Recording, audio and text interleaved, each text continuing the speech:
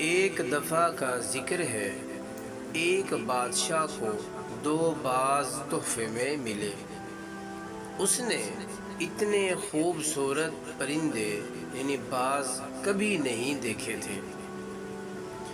بادشاہ نے دونوں پرندے اپنے ملازم کو دیے کہ وہ ان کی تربیت کرے۔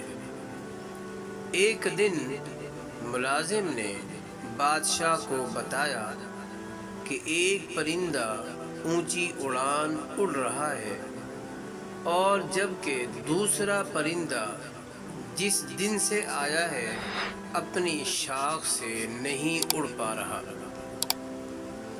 بادشاہ نے مملکت کے تمام معالجوں اور جادوگروں کو طلب کر لیا، لیکن کوئی اس باز کو نہ اڑا سکا۔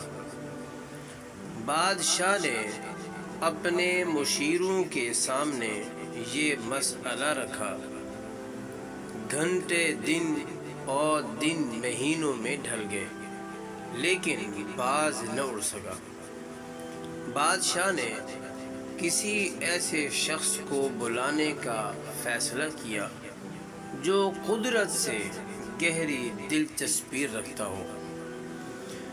بادشاہ نے اپنے مشیروں کو حکم دیا کہ کسی ایسے شخص کو ڈھونڈ کر لاؤ جو برسوں جنگلات میں گزار چکا ہو۔ اگلے دن بادشاہ باز کو محل کے باغوں میں اڑتے ہوئے دیکھ کر حیران رہ گیا۔